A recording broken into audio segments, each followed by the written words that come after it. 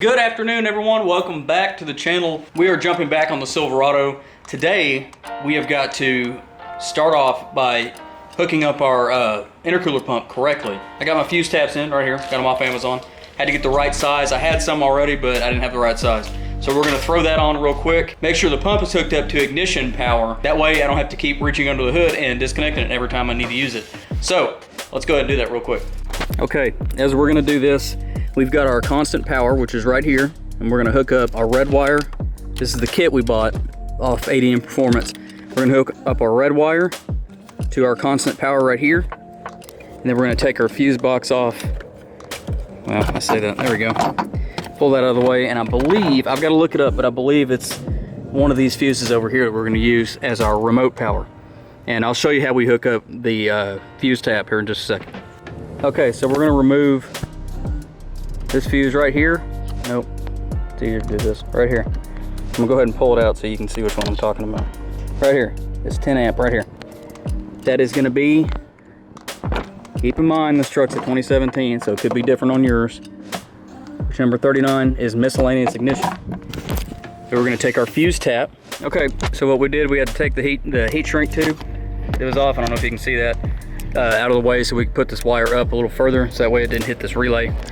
So now we're gonna connect our remote wire, which is this purple wire, goes up to our relay up here, and we're gonna connect it to this butt-end connector right here and feed it through the fuse box lid, and we'll be good to go. We'll hook up our power and then we'll be good to go. We'll test it out.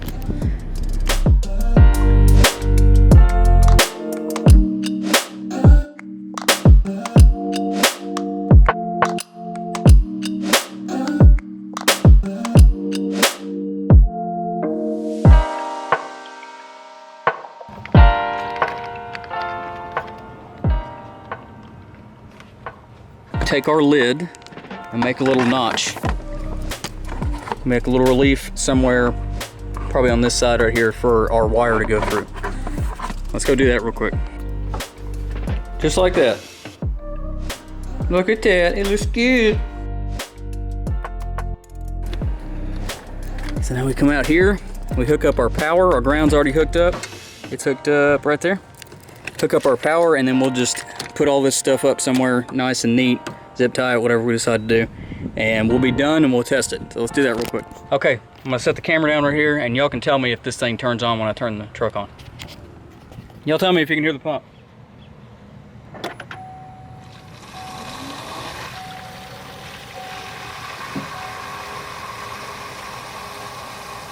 Hey, it's working. Y'all hear it? You can hear the pump working right now. Let's make sure the truck starts. Let's make sure it turns off with the truck.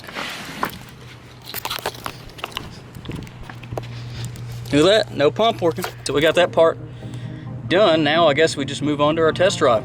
We'll see you then. Hey everyone, we're back a few days later, and we ran into a little bit of an issue. So come to find out, when I was trying to do my tuning, my tuner was trying to mess with everything, I couldn't get my wideband to connect. Well, when I bought my wideband from AEM, they put the wrong gauge in the box, which didn't have the ability to use the OBD2 pass-through or whatever you want to call it. So I had to contact AEM, and they had to send me a new one. Well, it took like a week for me to get it, but finally, it's here. Look, this little box right here. Let's throw that back in, hook up to the computer, and see what we get. Okay, so we got it put back in, as you can see, it's right here. We've got success. Right here, you can see wideband is reading. We're good, I just touched something, crap. We've got that successfully installed. Now I'm gonna go run a log, and I don't wanna get on it or anything too much right now until he's able to finalize everything. Okay, so I lied. I'm gonna get on it a little bit. I don't even know if you're gonna be able to hear the supercharger. Yeah, you can hear it a little, well, I don't know about on the camera, but I can hear it. I love that sound. That supercharger whine sounds so good. And I mean, the good thing about this, the LT4 supercharger, is it's not really loud. I'd like it to be a little louder, to be honest, but it's not really loud to where it's overbearing and annoying. Plus the exhaust I have on my truck, I don't want my truck too loud to where I can't enjoy driving it. but I think it's perfect. As far as a daily driver goes, I love it. I think it sounds good.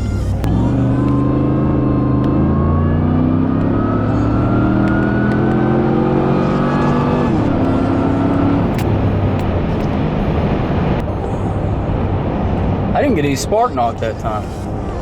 I haven't done anything different. I need to get fuel, but I mean, usually I get it by now. Especially when it gets up to about 5,500, right before it shifts. That's when I'll get the spark knock really bad, but I didn't get it this time. I could just have bad gas, I don't know. Bad gas. Get that all the time.